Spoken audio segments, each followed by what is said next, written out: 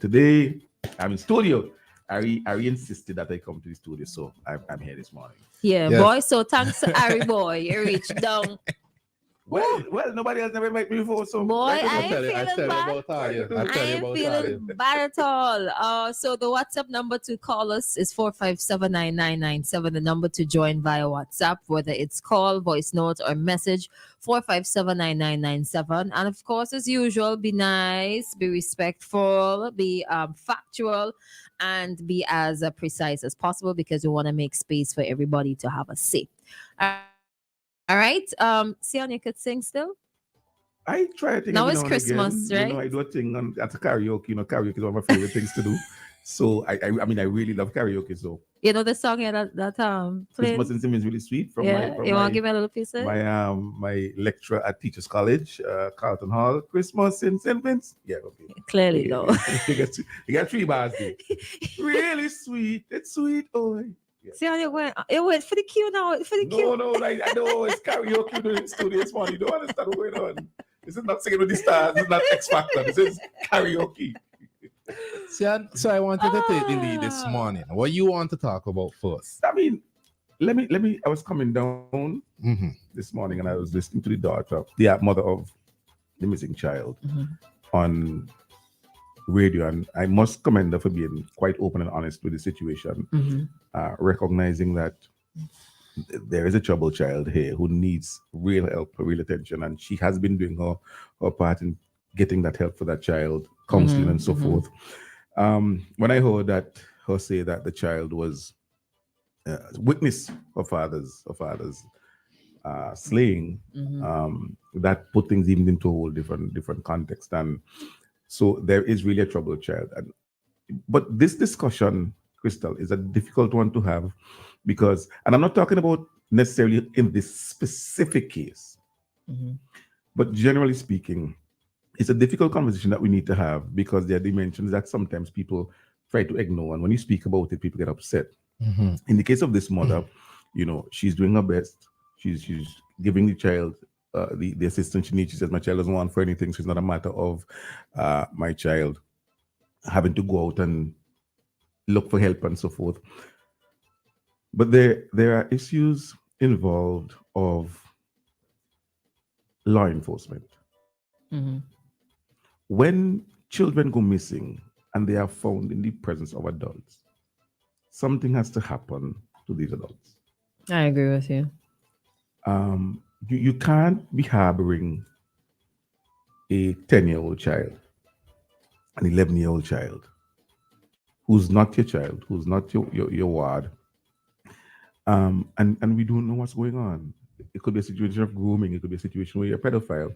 Something, there has to be some sort of reaction because too often you get this sense that there is a feeling that people think that they can get away with these type of things. And so we have to discuss that hard truth. We have to also look at the hard truth. And again, remember I said to you, I'm not speaking specifically. I'm using the call as the backdrop for the discussion that I'm starting with. But there also has to be the hard truth of parents who are complicit. Mothers who maybe are a slightly older child who understand what's going on, but are complicit in the act. If I have a 14-year-old daughter who goes to school, but I'm scrunting my 14-year-old daughter for $20, and she then gives it to me, I am complicit as a parent in whatever she's doing. And we know what's going on because we see the images on social media, we see things happening in public, and we know that some of these children are involved in things that they ought not to be involved in, and with adults. But you have this situation where parents, mothers especially, are complicit, encourage it, know about it. Too many times you've heard of cases being brought to court and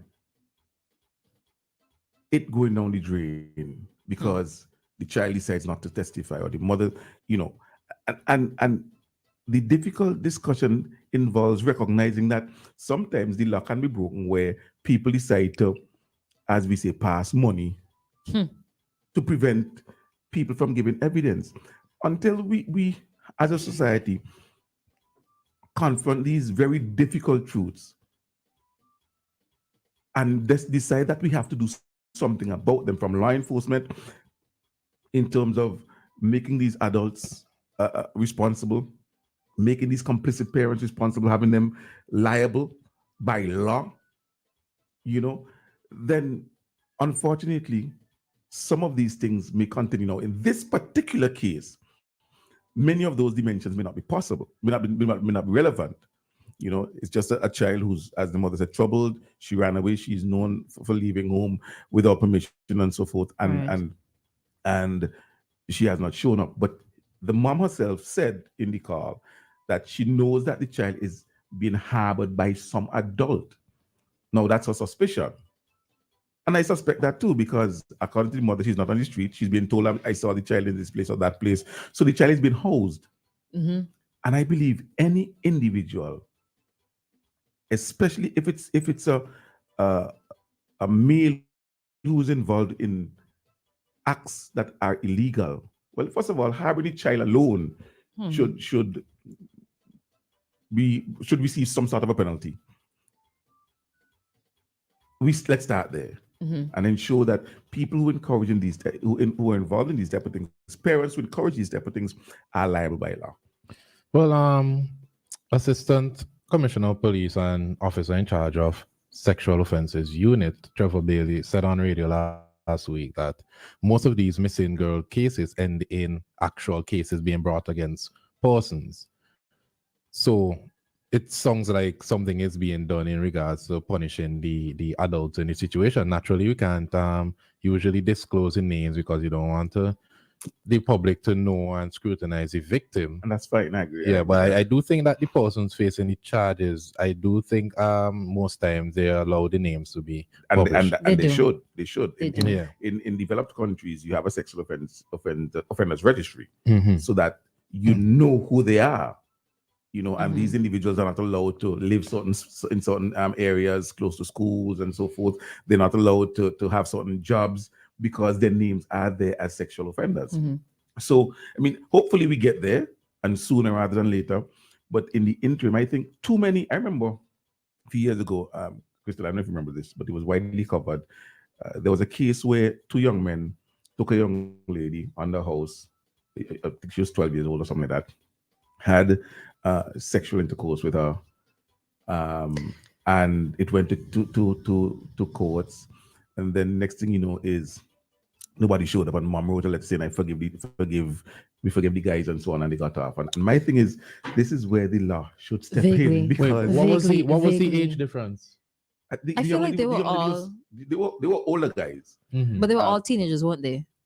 I think maybe 19, 20-ish thereabout. Okay, yeah. Oh, and she was 12? Yes, she was about 12 years Oh, old, 12, 13 years old. And I'm saying something like this. If the guys can't get off, and if I suspect complicity in the mom, yeah, forgiveness is a Christian trait. But even the Bible talks about actions and consequences. And so while you're forgiven, you need to pay for your actions. Yeah. So these are some of the things that we have to look at and we have to discuss. As uncomfortable as they are, these are some of the realities that we have in our society. Now, to add to that, if I may move on but still remain on the same type of issues, I think law enforcement needs a win. At this point, law enforcement needs a success story, at least one. One, to At set least- an example, right? And not just in that particular area, but we've had a record-breaking year in terms of homicides. It's going to be on average more than one per week. For week. We almost Yeah. hit a new record last Right. night. So there's that. There is the issue of the lawlessness, the reckless driving on the roads. That seems to go unabated. Just 2 days ago, a van turns over in Gibson Corner. How a van turning over in Gibson Corner? Unless it's reckless driving. I mean, that wall. How do vans turn over point blank? So I mean, there is this frustration within the society that I think And I'm also experiencing that, where you get this sense that the law enforcement is struggling to have a handle on things, and they need a success story. They need a No, success story. that's it. They need to arrest somebody involved in some, well, I think they arrested somebody with regards to lady shooting and so forth. But I think to calm people's nerves, we need to feel that law enforcement is capable. Now, there are many things happening, and many discussions going around about what is happening. It's gang wars, it's related, it's not random, and so forth. But like I said in one of the commentaries a while back, when gunmen go and shoot up a karaoke or trap mans, and I like karaoke, I just sit down, waiting on my song to come up, and a man come and spray because somebody or two people he's targeting are there. I get caught in the crossfire. That I happened can in probably know Annisville that. once. So that's the point I'm Yeah. making, right? So I want to know that I can go to a karaoke. I want to know that I can go on Chauncey Road where there's a little one of those mobile things selling chicken and fries, and sit down and have some chicken and fries and so forth. I would love to know I could go down at Bookman by Titi and sit down and line with the fellas and so on, and feel safe about it without having to be looking over my shoulder, wondering, boy, I wonder if anybody around me is involved in something. And every car pass that slows down, I'm in a panic. You know what I mean? Uh, we We want to feel safe. yeah, Yeah. yeah, and I think with all the work that the constabulary is doing, with all the investment that the government has made in the constabulary, training people, investing in equipment, investing in transportation, and so on and so on.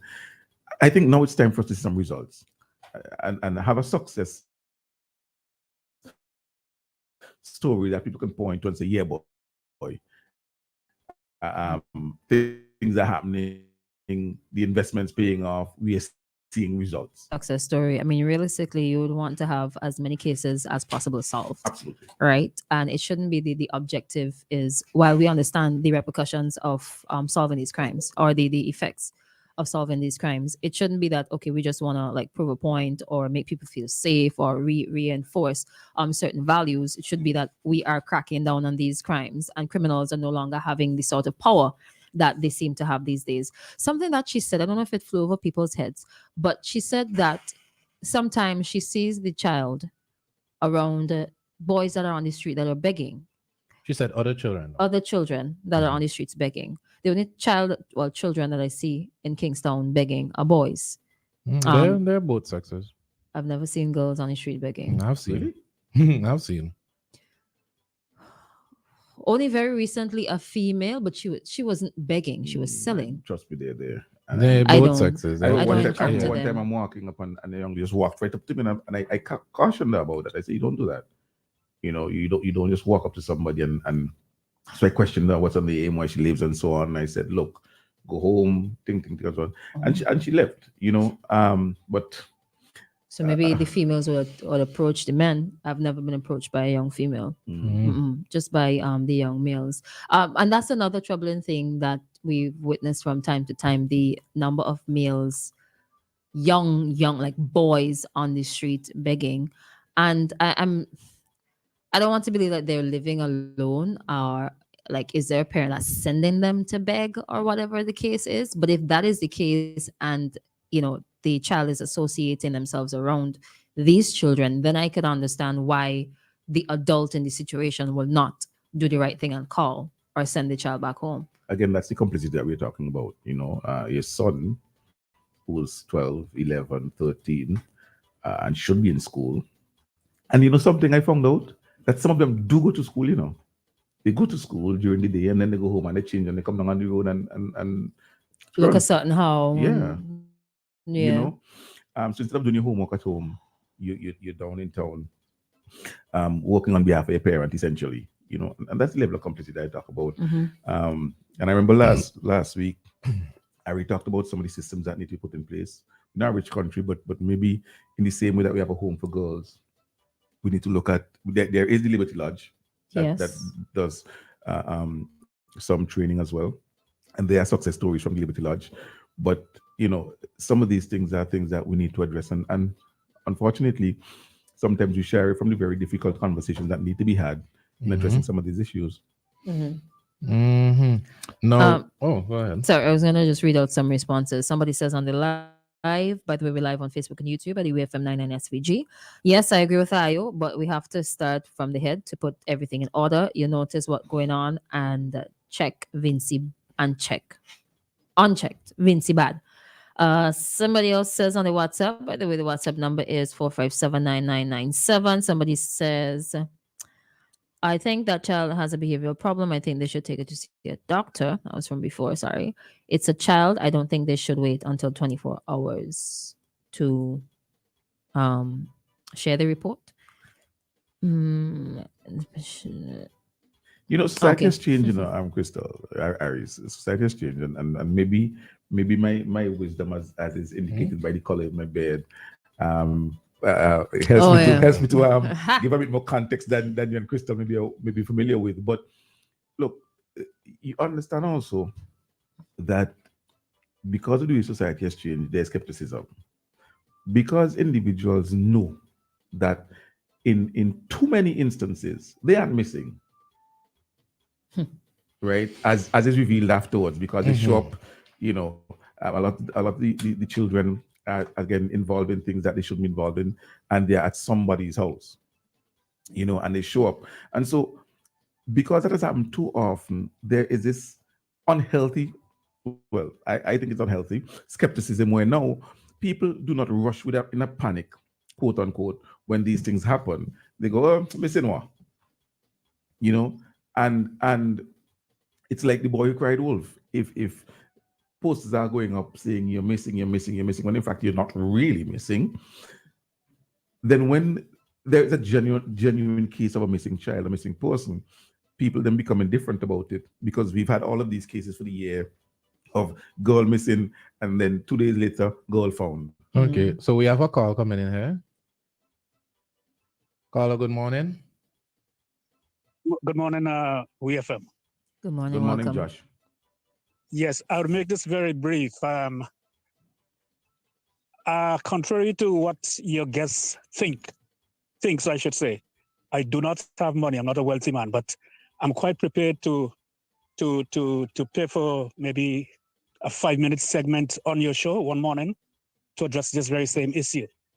Mr. Marshall knows that I'm not blowing my own trumpet. He knows that I'm not just a man of words, because this is a very, very, very dear and sensitive subject.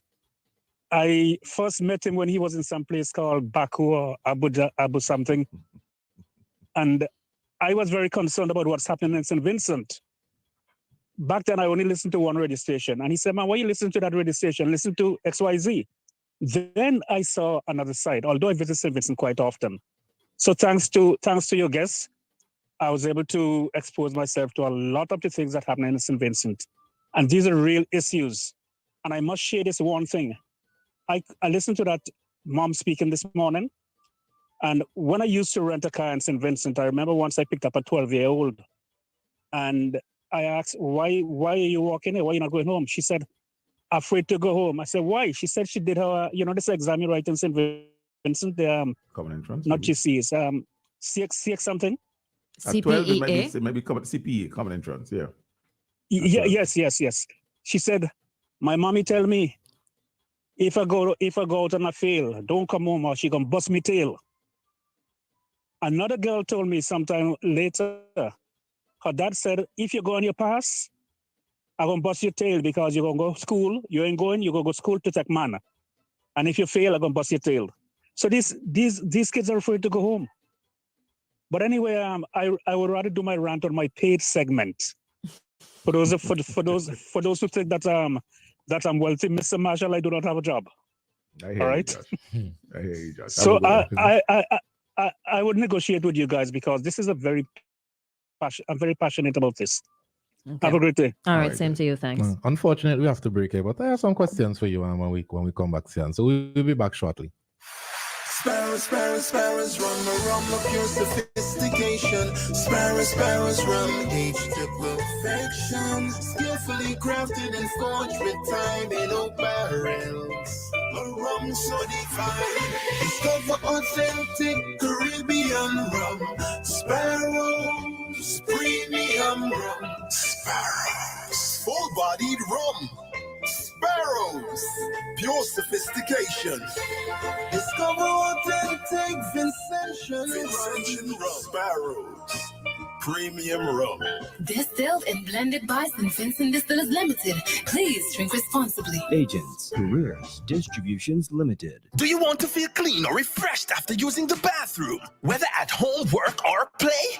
Welcome to My Smart Toilet Seats. All of our products wash your private parts after using the bathroom without the use of your hands. Let's hear what our national table tennis champion, Damian Dublin, has to say. I tried it and it works. There are 4 options. Simply add an attachment to your existing toilet seat, or choose a non-electric seat, or better, an electric seat that washes and dries you with warm water and air. Lastly, get a complete smart toilet that also flushes itself. What are you waiting for? Get your smart toilet seat today. Be smart, be refreshed, be clean, be a winner like me. Our smart toilet seat is available throughout St. Vincent at retail outlets with the orange flags. You can call us at 457-1703 or visit our website at justwashit.vc. It all started with a penny. For over 85 years, we have invested in our farmers, fishermen, people, and our country. When we were called to serve, we were here. We understand what is valuable to our people and our country. That is why we support all industries, including tourism. We are the bridge towards a brighter future and economic growth. When our people, government, and businesses called upon us, we were here.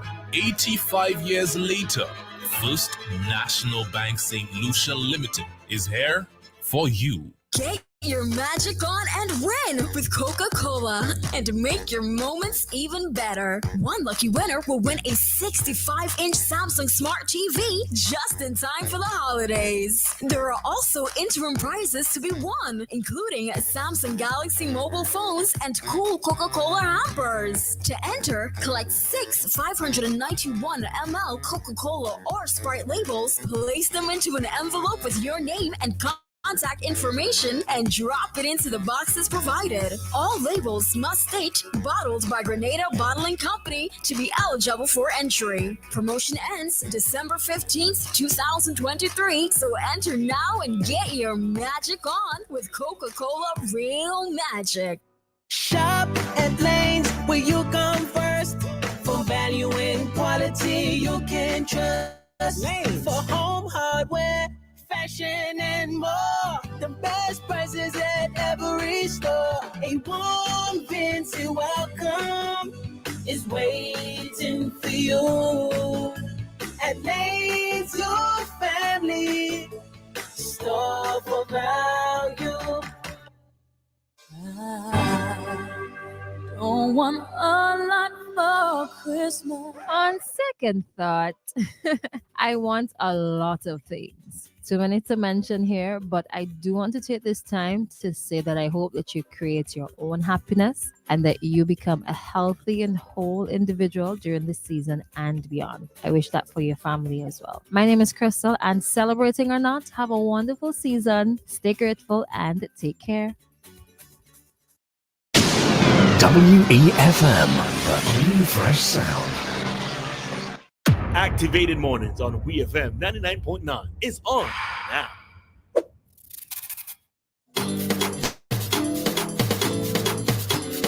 And we're back in studio. With me is Christal and, of course, myself, Ari. And we have Sehon Marshall, our guest this morning, and he said nothing is off limits this morning. So we had a brief conversation about the missing child. What are Sehon's thoughts on it? And Sehon, I have some questions regarding what you just said, right? Right. So we spoke about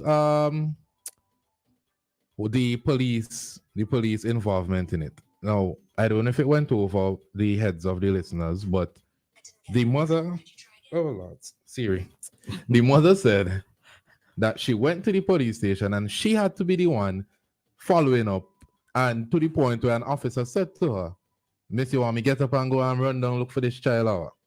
And I truly believe that that is a reflection of the issue that you were saying. You're saying that we need to see results. We need to see at least an arrest. And I do think that in a lot of the different departments, and not just in the police force, in the government sector specifically, a lot of people are lazy and complacent.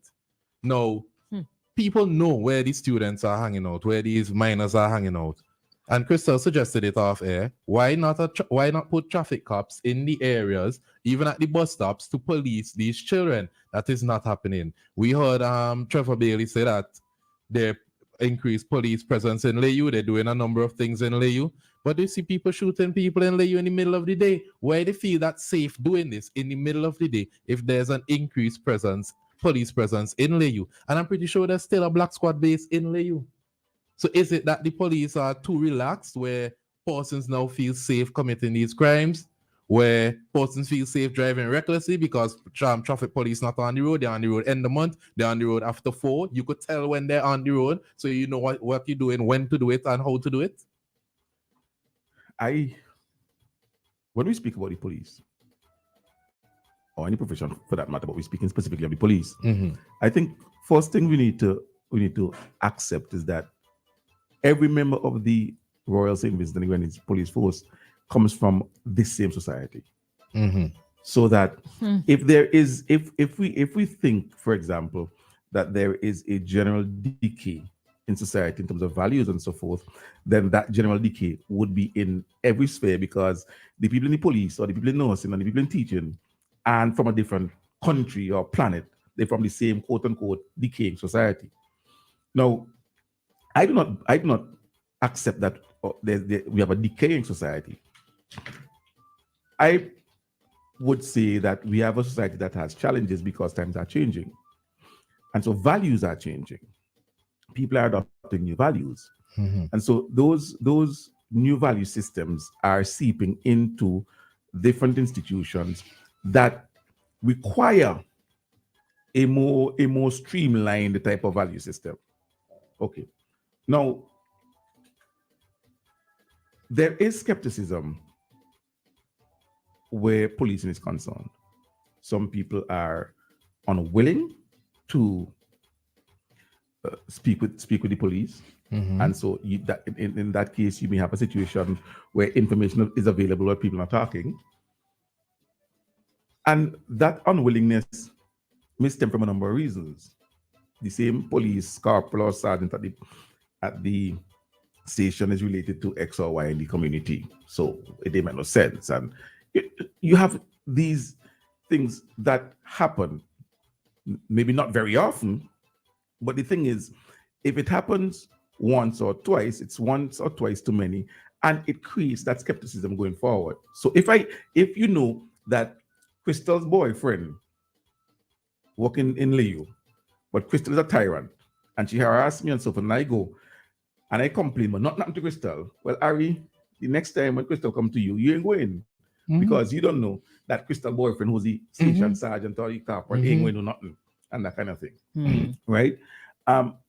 So you have that, you have to accept that familial and social tie, those familial and social ties within institutions that sometimes present some reluctance to some unprofessional individuals from doing the job. No, that's a minority, but like I said, the fact that it even exists perpetuates that attitude within the society where I ain't talking, I ain't giving information. If individuals, we watch movies, and sometimes you question whether or not movies are a reflection of life, where witnesses come forward, give information to the police, and then next thing you know, witnesses disappear, or witnesses are threatened or intimidated. We see that in the movies. If individuals in St. Vincent and the Grenadines believe that that occurs here, then that can also generate that unwillingness of people to come forward with information. So you have a number of different things playing. And yes, that unprofessionalism of responses and by police officers, what you want me to do, you show yeah, he missing, he must go and meet man. And the thing is, ordinary intentions say that, and so you go, the policeman is part of society, so you go think it too. But you know what? Because you're a police officer, you should know that even if it crossed your mind, Exactly what I you was can't about say to it. say. Police officers, nurses, lawyers, judges, they're held to a different standard. and You they should have be. people's And they lives should be. in your hands. They should be. So I wouldn't say that they're lazy, but I do accept that in all of the professions, police, nurses, teaching, public service, and so forth, that there are some minority who do not add value to the sector and should consider trying something else. Yeah, because a lot of people walk in for a paycheck. I said it yesterday. We were talking about the consent age and tied it into the 17 to 25-year-old spike in the AIDS rate here. And I was talking about how in the hospitals, there's the same lack of confidentiality that people feel when they speak to police officers. And someone had shot me a message and said, well, my mother works in the hospital and she is quite confidential with whatever happens in the hospital. But she is also aware of a number of persons who just walk in for a paycheck. Yep. And I think that is the issue. I think that when you go into these professions, people need to be vetted. I remember persons who go into police and go into nursing and these things because it's a sure paycheck. They know it's going to pay amount of money, so they go into it And for unlike going this, into its sake. and unlike the survey or the news report 2 weeks ago, they pay well. Yeah. They pay very well. Yeah. Now, Sehon, just to rebut you a bit, when you say that witnesses, and you made the reference to movies, and you say if it is perceived or believed to happen here, there have been a number of cases where witnesses have died, and I quickly went to the local Google witness an attempted murder down sometime in the past. There was a gentleman who was found dead. He was a key witness in a murder trial. So it has happened. It's not something that's just in the movies. Maybe the extent or the number of times it happens is not that frequent, but it has happened in the past. Maybe just coincidence too, but that was the point I'm making. The fact that it happens once or twice is enough to put fear or put suspicion or what have you into other people who may have the information. But wait, hold on. You know, I thought I saw he was down to testify in a case and now he's dead. So I ain't getting involved in that. Yeah. And the reason for that could be twofold, or more than two reasons. But one, it could be because you've been publicized in that the trial has started and your name is on the witness list and so forth. So we know you're going to witness. It could be because you were part of it and individuals go to clean up because it was three of us, Arian. So the only person could witness, if it's me, you and Christal, it's only you and Christal who witness against me. So if anything, I make sure that I deal with you and Christal. But the third one, which is the one of concern and frightening, if it is happening, is that the information is passed on from within. Right, because we That do is where have the in challenge- place the challenge like comes. witness protection programs. Right. So that if it is that, you know, unprofessional, that one or those two unprofessional individuals are saying, yo, so and so we witness now, so and so call the name and so forth, then that is where we you know, that is where it's even more frightening in terms of the cooperation between police and civilians. How realistic is it that we would have a witness protection system set up here in St. Vincent and the Grenadines where our population is so small? Where are you going to put the witnesses? So I don't see that. I don't see that as a But realistic you can thing. also testify from overseas. You can testify via video, and you don't have to give your name. So what you're saying is then it's more likely to be a joint thing with other Caribbean countries. Where So maybe if you send them if to you another have to country. travel, right? I think that's part of it too. If it is that you're not Okay. safe here, you can go to another country. If you have to migrate, but you're still a witness, you could testify via video. Okay. It's not impossible. They There's have things in place, and it's several actually. something I want us to think about before we break again. On Monday, I went to the hospital with Searchlight, where they were interviewing the guys who got shot. And upon one of the journalists breaking the corner in hospital, the guy from Liu got up off his bed and tried to run. And the police sitting there did not move a muscle. He didn't even blink. He was sitting there and he didn't move a muscle. He laughed at it when they realized that it was a journalist, and the guy was saying, well, he felt unsafe because the guy of a similar complexion is who shot him. So he thought the guy came to finish the job. There are two things to unpack there. You're there with the police officer, but you don't feel safe enough or confident enough in the protection of the police officer if you believe that the person who shot you is coming to finish the job. You're not confident that the police is there to defend you or capable of defending you. The other thing to unpack is, how can you feel so certain that someone can walk into the hospital and do something like that? Because it's happened before. You know, one of the things, because St. Vincent and the Grenadines, like many Caribbean countries, we're still generally safe. You know, we're still generally very, very safe. We've had, unfortunately, this higher than usual number of homicides, and we need to really work on getting that down. But St. Vincent and Grenadines is still quite safe, and so there is not a lot of emphasis placed on security. You studied in Taiwan. I studied in Azerbaijan. I had to go to the Ministry of Foreign Affairs for my stipend every month when I was there. Going to the Ministry of Foreign Affairs is like going to an airport. When you get to the gate, you have to have your passport, security ID to get in your passport. You go through. Well, first of all, you can't carry any bags inside. You go through the same metal detectors and so forth like going to the airport, and that's just the gate. No. In St. Vincent and the Grenadines, people have access to everything everywhere. People walk into any ministry, any department, just walk in. You may have a private security personnel at the gate, at the door for you to put a name with an ID, but that's about it in some places. But generally speaking, you want to go into the financial complex, you walk into any of the floors. Where you going? Yes.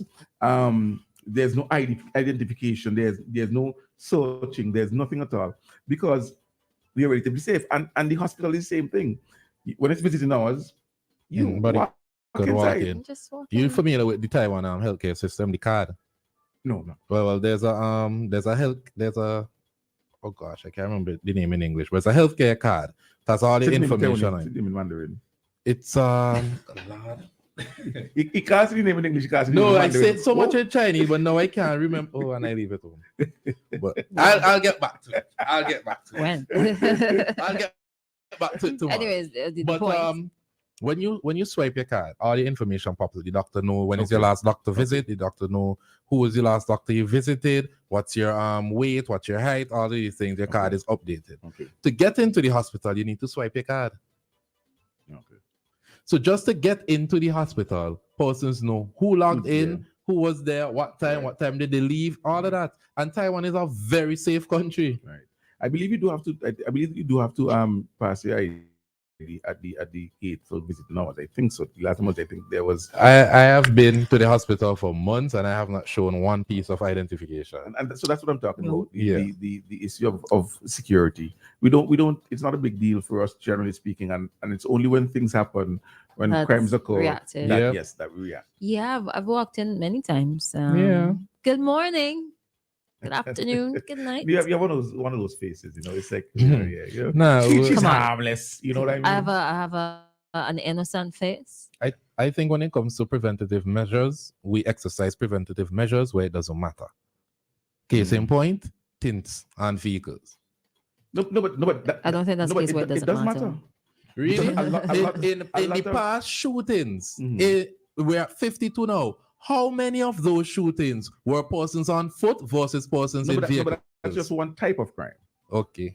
That's just one type of crime. There's the issue of abduction. There's the issue of children riding around in vans during school time, vans locked up. We talked about that So there's all of those type of things that happen in tinted vehicles. But with a van, that's just one type of crime. We're talking about the windshield. In a van, whether or not the windshield of a van is tinted doesn't change anything, because if someone wrong in a van, you know, in the US, right? It's only the back of your vehicle that can be tinted with a certain degree of tint, and in certain states, and the front mirrors, the front glasses, in certain states. But we're not on the US crime level. No, but we don't need to get there before we do something. That's the point. We don't need to get to that level before we do something about it. If we think and this is where I think we ought to be scientific, not just knee jerk. If we think that this measure will help, then absolutely. Let's not wait until things get out of hand and we go, oh, but we should have done X, Y, or Z. Listen, I will say confidently that I do not believe that changing the tint would changing the tint regulations would change anything. A lot of the people with these firearms don't own vehicles. You see, I think persons were being shot even before people started tinting the entire windshield. this, I think, is reason why the argument, I think, can't hold up, because we're so hyper focused on one particular type of crime, homicides. You forget there's abduction, there's sexual offenses, there's theft, there's burglary, there's all these other things that the tinting, reducing the tinting or regulating the tinting will address. Don't forget, other people are being harmed and other people are feeling unsafe because of other things. It's not just homicides. And I highly disagree. Because in the particular local situation, let's say if you're talking about Layu, that they were on foot. But many of the other times, the one uptown and all the others, vehicles were used. And the guys came out of the vehicle, the tint didn't matter. The tint didn't matter there, but then they drove past the police station, and they drove past and they people drove and they drove areas wherever, and no one could there were videos, persons could identify the vehicle. There's a number plate on the vehicle. Listen, I was speaking with somebody. Chances are, Ari, and which is something that I've addressed many times, the way number plates have been issued. All you do is call one of the places and say, do a number plate for me, and that's it. Yep. That needs to be regulated. There is no bring your registration and your license or your driver's ID when you come to pick up the plate, because your Ari car might be PZ10. It's a white Suzuki Swift. I have a white Suzuki Swift. I want to commit a crime. I call them and a place. I want license plate PZ10. I go on tonight. On the plates, rest me crime, done. You don't have to go to an established business place, you know. You don't have to go to an established business place. You just have to know somebody with a plotter. Until we streamline that as well. And that is something I can agree with. Things that we're talking about, that, you know, the success stories. Put things in place, and this is not just police, by the way, where licensing and making of number plates is done by a state or some licensed entities, where there's a process. When you want the license plate done, you must bring your registration, your insurance, and log it, and your ID to get the license plate done. Yeah, and log it. So, and you have enough time to stay for the okay, great. Once you're on touchdown, so we're breaking and we'll be back at 9:20 where we continue the discussions right up to 9:40, 9:45. So we're gonna end the live now. Yeah, but we'll be back. St. Vincent